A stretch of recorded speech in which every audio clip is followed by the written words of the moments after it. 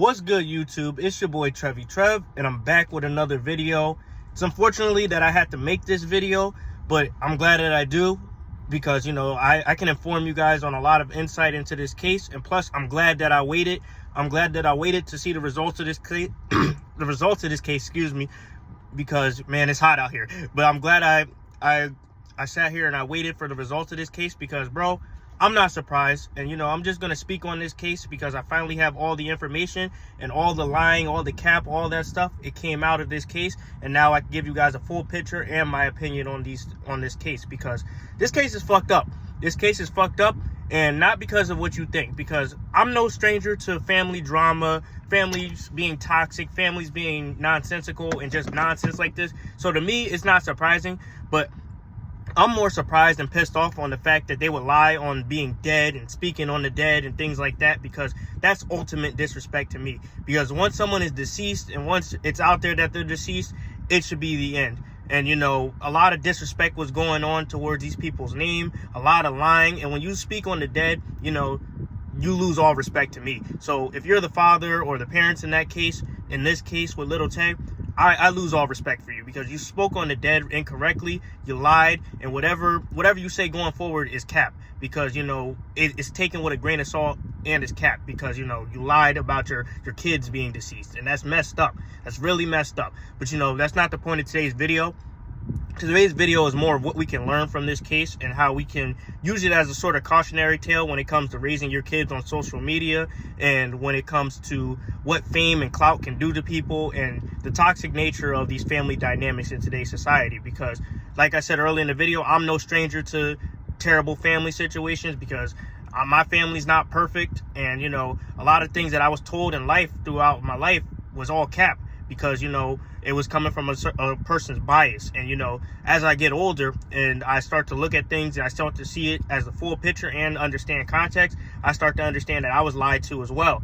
And this situation and situations with families like mine, it kind of just dims your light on humanity because a lot of people, they treat their kids horribly and then they justify it with BS, and a lot of people do their family dirty. Like, speaking personally on my situation, like, I'm not going to go too deep into it, but my uncle and aunt are the biggest scumbags I've ever met.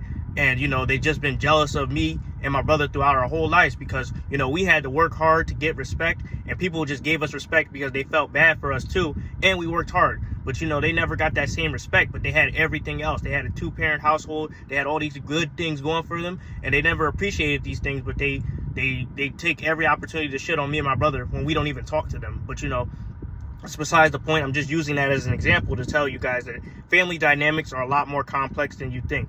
And this situation shows that because we all thought she was dead and it was a tragedy, but, they didn't even say why the person died. And it's just like the Jamie Foxx situation. People jumped the gun and they did no type of research, and it's like we all look stupid. We all look like a tomato fell on our face. Not me, though, but, this situation shows us that social media is toxic. Social media is toxic. People will praise you one day and praise your behavior, even if it's bad, one day. And then when you die, they show that fake love. And then when everything happens, it's back to normal. And it's just like, it's so weird, man. It's so weird. And we all need to learn to keep things private, keep things respectful, and keep things logical. Because I'm speaking on this in a sense that in the future, when I have my own kids and everything like that, I want to build generational wealth for them, but I also want to give them a sort of foundation and values to where they don't do each other dirty like my family did with me and my brother. So I want to kind of build that. And, seeing situations like this, I understand my family situation is crazy, but there's other people's situations that are even crazier, and things are out of their control, like for real. Like Little Tay, I don't agree with the fake flexing, and I remember that era. I remember that era in 2018 where everybody was a clout chaser and fake flexing, 6ix9ine and things like that. I remember that era distinctly. Like, I wasn't a fan of Little Tay, but I feel some sort of empathy for her because she's a child, bro. She's 14, and a lot of the decisions made for her are out of her control because she's a minor. And when you see parents like this and people like this, who needs enemies? Because it's like your own kin, your own blood is doing this to you. And, that's why, as messed up as it sounds, I don't really trust anybody except a few people. And it's situations like that that show why. So you want to kind of get to a space in life where you just age naturally and you don't become like these monsters that are in your family or monsters that people try to make you out to be. You kind of want to become your own individual. And in her case, she just got dealt a bad hand. And, even if they have a little bit of money for her or whatever, they're gonna do the toxic thing and hold it from her, and when she's 18, they're gonna do her dirty. And quite frankly, I say it from experience, the only hope she has is just turn 18, get your life together, and build the life you want. Because, you know, these toxic people, they're not going to stop being toxic.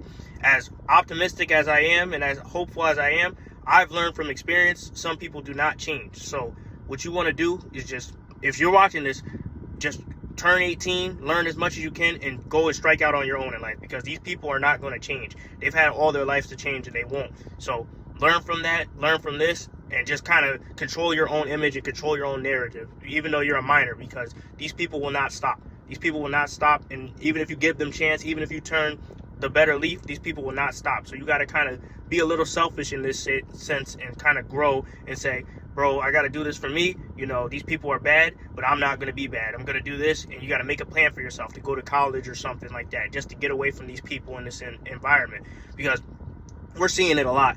We're seeing it a lot. And it's like, it's sad to see, because, you know, family structure used to mean something. Dynamics used to mean something. But now it's just money. And, you know, maybe it was always like that to begin with, but now it's being recorded. But now it's just money, selfishness, and what could you do for me? But we can learn a lot from this case, and never to speak on the dead. And we should always try to build generational wealth. Because I was listening to someone, I think his name was David Bett something, but I was listening to him, and he was talking about generational wealth and the mindset it takes to have that generational wealth. And looking at my family and looking at their family, we don't have it. But, you know, it starts with me. So I'm going to build it for my family. And hopefully we can all learn from this situation. And we can learn from a lot of things. Because it's messed up to see people lie on death and just speak on the dead and not be dead. And it's messed up. It's so messed up. And we can always, like, do better than this. We shouldn't ever have to stoop this low for attention and clicks and likes. And it's just baffling. I want to see how this case ends before I speak on it more. But we can learn a lot from this. But anyway, that's my video for today, and thank you guys for tuning in, and I'm out. Hopefully things get better for little Tay. She's only 14. You guys got to remember, she's only 14, so she can't really do much. But, you know, we got to have some empathy for her and help where we can. But I'm out.